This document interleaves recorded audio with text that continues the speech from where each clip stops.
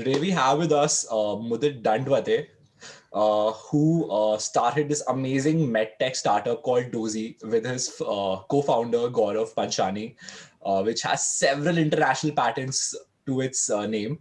Uh, Congratulations, Mudit, for doing such amazing, such cool work in the medtech space. And just to let our viewers know, Mudit yesterday was nominated and got the Forbes 30 under 30.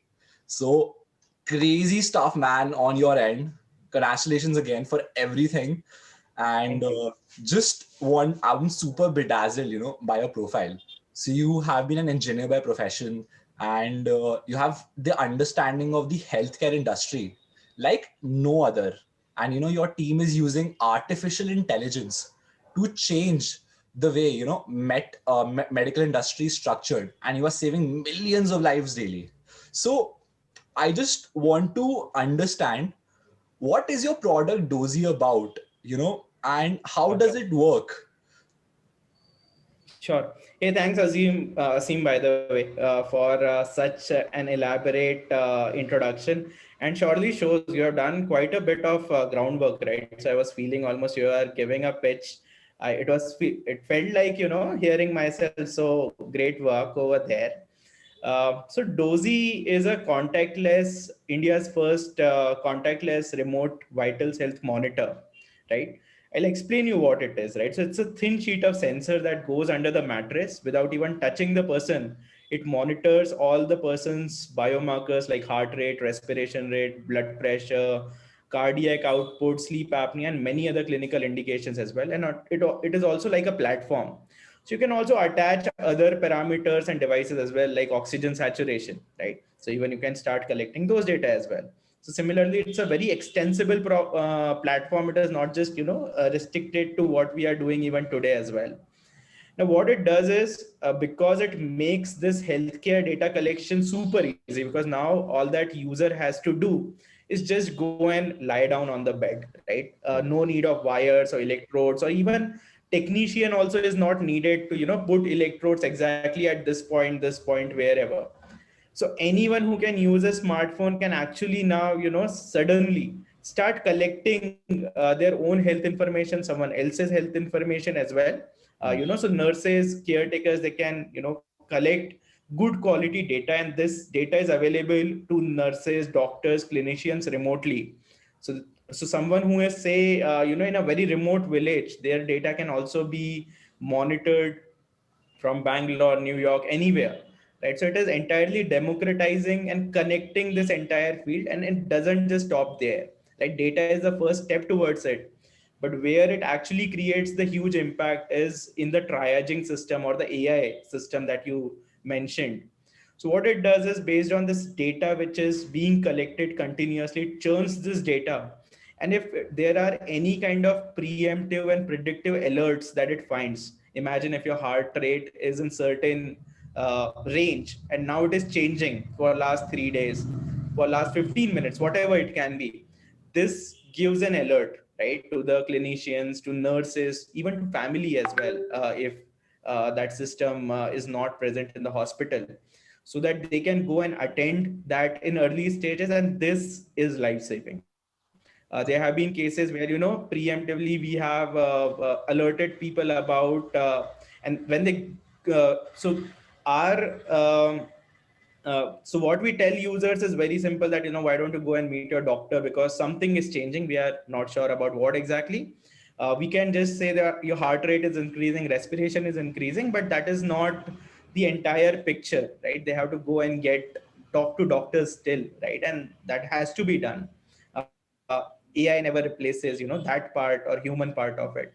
But what it does is it facilitates and saves this crucial time, because by the time I realize myself something is changing, it has so gone so ahead that even doctors, nurses might find it very hard to reverse Right. the symptoms of that.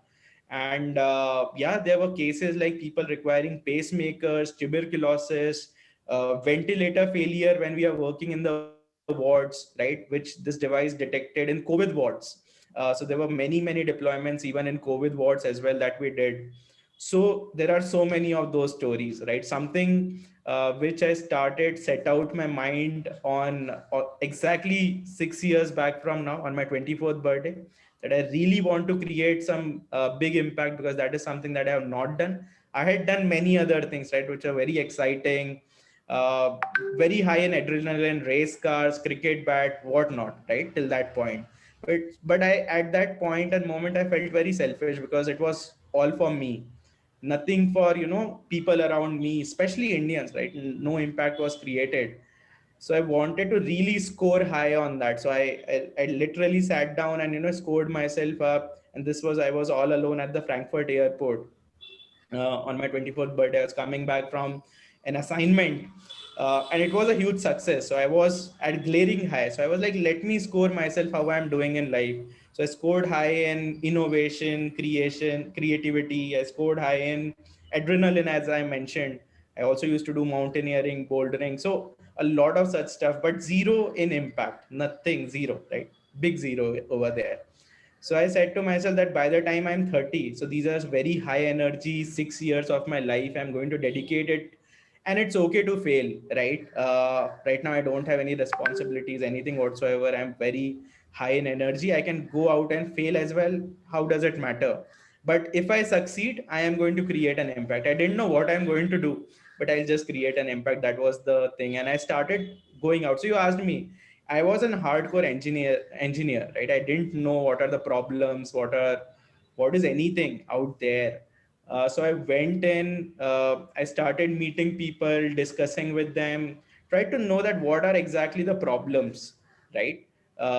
And met quite a lot of even doctors as well, right? And I felt that healthcare was somewhere, right, where we were really lacking. COVID really exposed that, right? Our healthcare infrastructure, not just in India, right? Take any country for that matter. No one was at that level to, cope up with what came at them, came at us rather, right? We are all part of it. So yeah, it required a huge leapfrog, and that is exactly what we set out for. Uh, Wow. yeah, so that's This is such an amazing story, and as when you mentioned about, how you wanted to create impact, and today, I'm looking at you. You had last year, two seed rounds worth about $2 million from, you raised it from one of the leading Indian VC firms like 314 Capital, Prime Ventures. So I'm sure, man, you have already created a lot of impact. Now Forbes 30 under 30 came. So that's again a very big deal for you, and I'm sure you have already done what you set out for. So here I, not really. Yes, it is just a beginning, I would say, right? of I course, really I want to hope, see I an hope, impact yeah, for millions of life, where I would say still we have just saved hundreds only, right? So it's just the beginning, and trust me, as in now looking back, I can say that most difficult thing for any rocket or anything, right? Why startups do you think are represented by that rocket thing? Do you know that? And it is so difficult to lift off, right? That initial phase one of liftoff, right? It is so difficult that a spaceship, as in, uses 90% of its fuel then, right? To leave the gravity of Earth, right? To achieve the escape velocity, it requires that. Once you have momentum, now you know what to do. Now you just have to, open your thrusters and go at it again. Uh, amazing, man. Yeah, right? that's a pretty interesting analogy which you've given right now, about the rocket. I'm sure someone else has thought it, because I always used to think why startup is called that rocket, right? We always see that startups are represented by that rocket and Nice, lifting nice, off.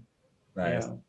I was just wondering, Mudit, this is what I feel, in India, a lot of people don't take seriously, the healthcare system. And, when pandemic unfolded, a lot of people suffered because they never took the right precautions. And in India, we have this reactive approach, first doing the things the way we want it to be done, eating junk food, unhealthy food, not, going for regular health checkups. And then when things go wrong, only then we take, the necessary measures to further avoid the damage.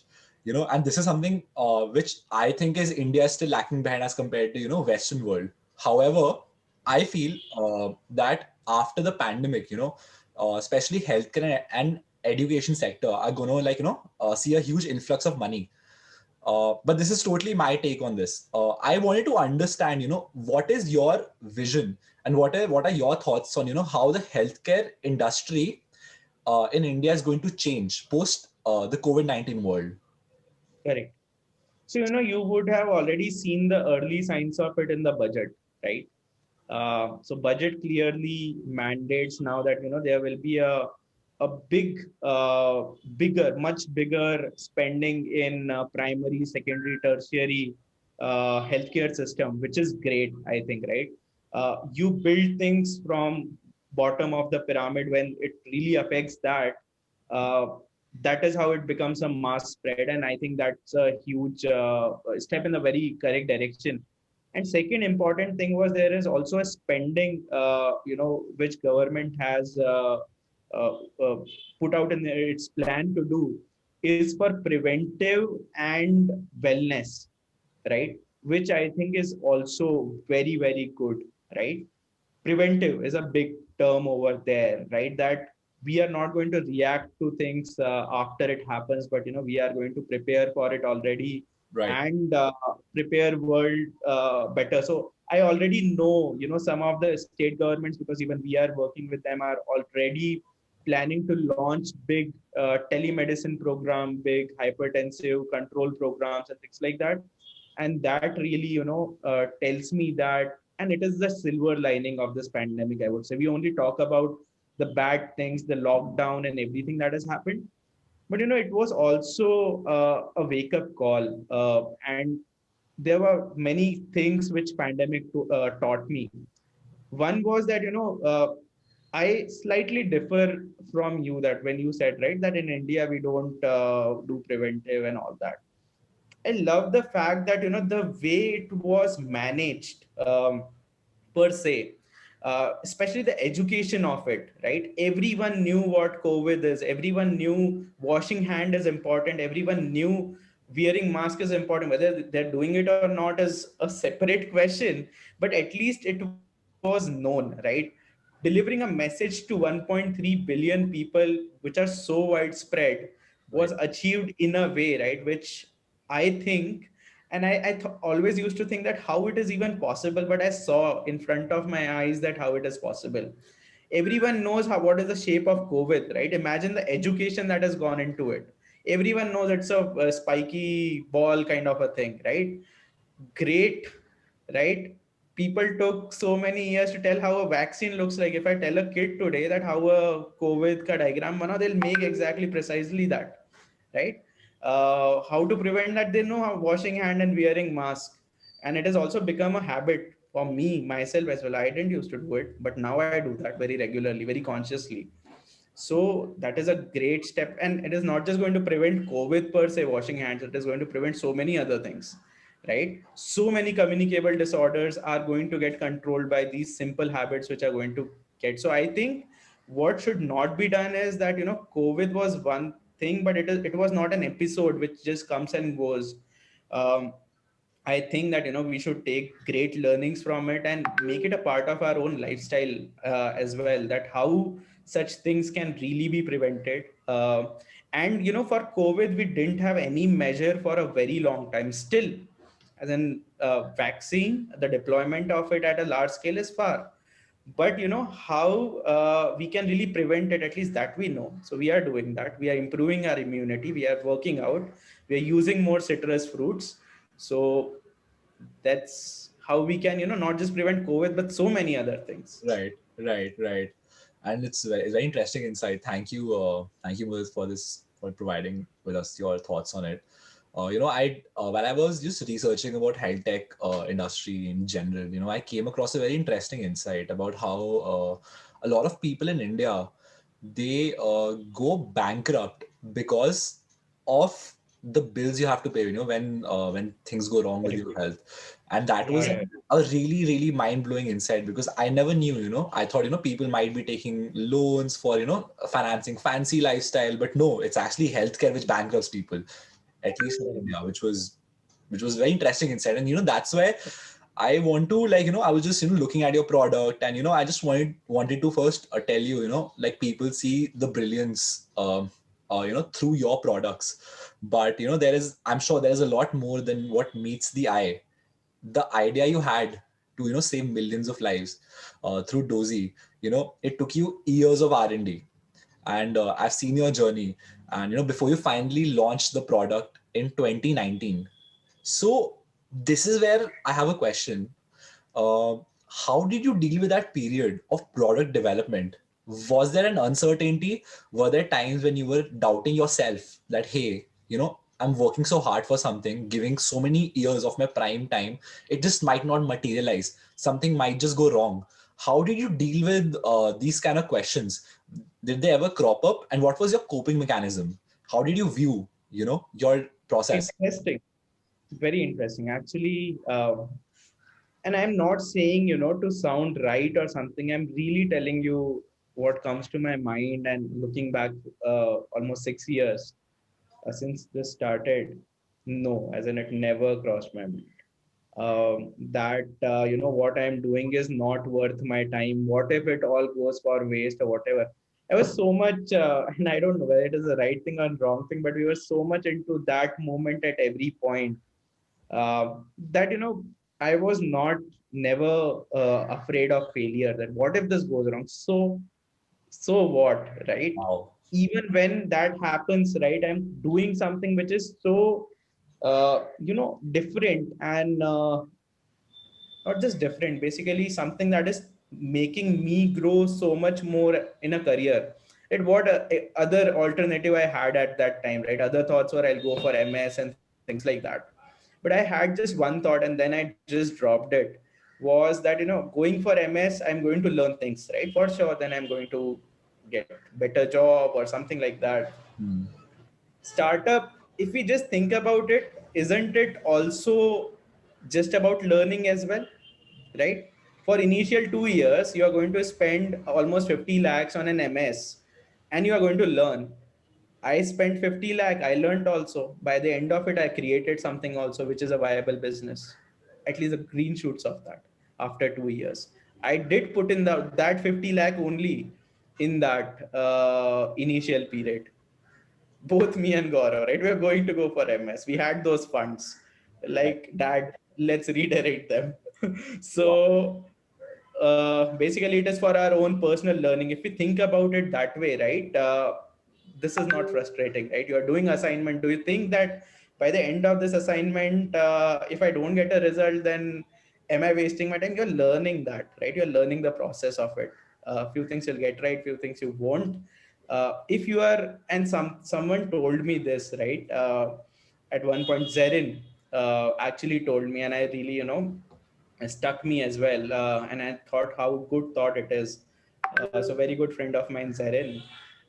He mentioned that if people are reasonably intellect and have ability to analyze things, uh, with iteration they automatically improve and find the end result, right? Something has to be terribly wrong, and if you're not rethinking, analyzing, improving, then there is something wrong. If that doesn't happen, no, then you have to stop right then and there what is happening, right?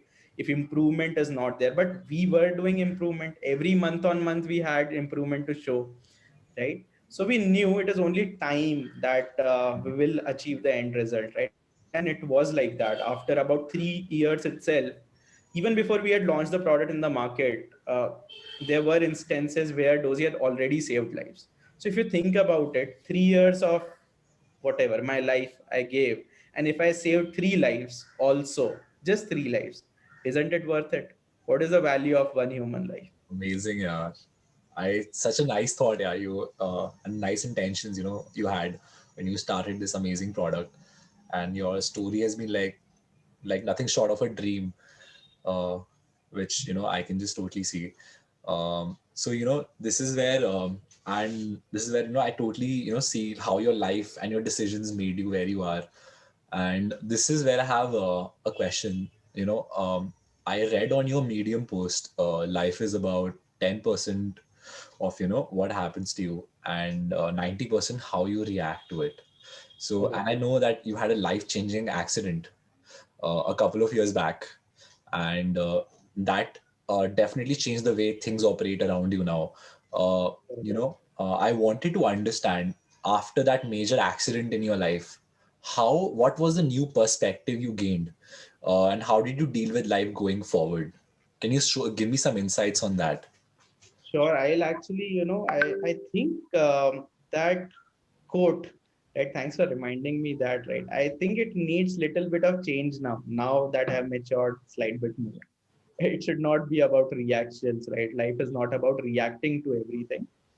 So reactions are nothing but actions with zero thoughts. I would re change it to life is about, what actions you take rather than just reactions. Reactions can sometimes end you very badly. Uh, if you have not, modified yourself that your reactions are also absolutely correct, uh, then it becomes very difficult. Luckily, at that one incident which you mentioned, which changed my life, my reactions were, quite up to the mark. I don't know even how they were. Probably the way I've been brought up. So many things go into that, right? It is not about, what happened in that 10-second when crocodile had grabbed my hand and how, I decided to break my own arm.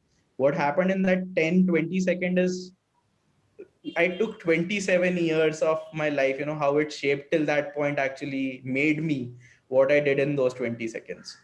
Right. So, how I have been, therefore, right, kudos to my parents, how they have brought me up. My friends, family, everyone who, around me, how they have shaped me up.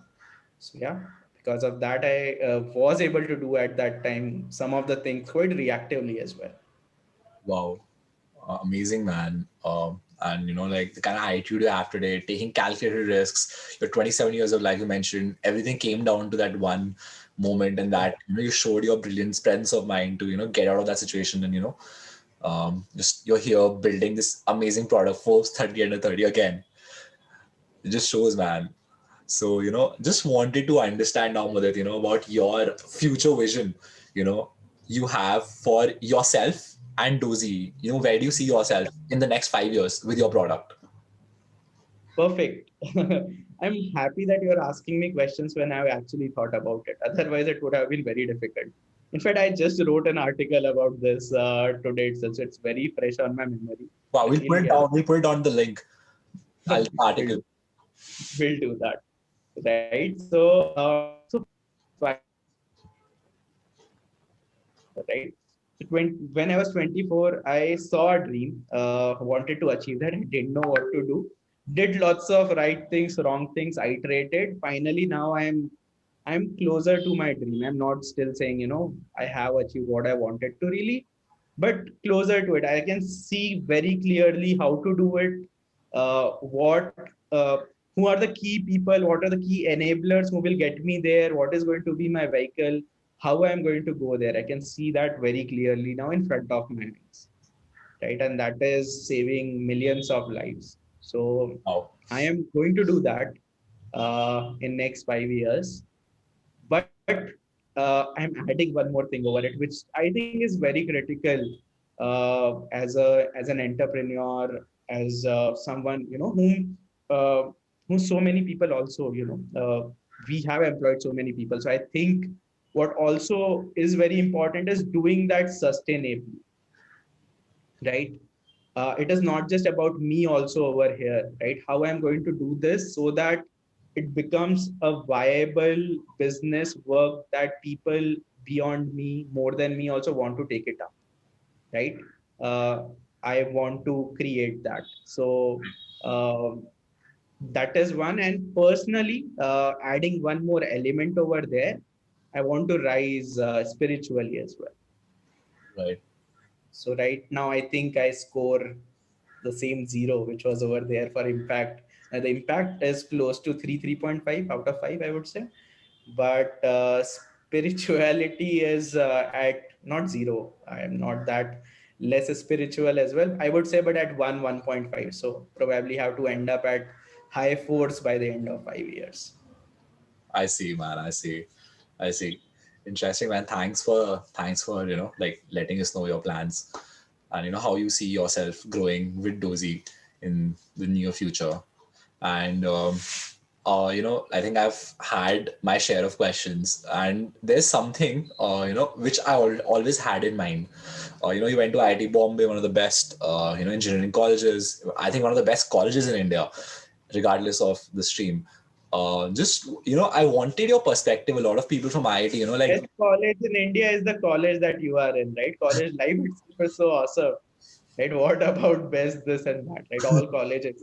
I think you ask anyone, right? Everyone will say that my college is the best, right? And they're not wrong in saying so either. right. I guess that's how it is. No, no, but Yes, so I is the best because I was there. I lived my 4 years over there. no, I feel So especially in your college, you have an ozone swimming pool, which is which no correct. one has, which you told me about, which was like this is something I need Yeah, to explore once. correct. I wanted to like understand a lot of people I see, who have a journey of, going to one of the best engineering colleges, going to a consulting firm or doing their own startups and heading to business school. What is your thought on, going for an MBA? And do you see this as an upskilling venture? Do you subscribe to the idea of, going for an MBA, which will help you in your startup, or what do you think about it in general? No, I think it is perfectly all right.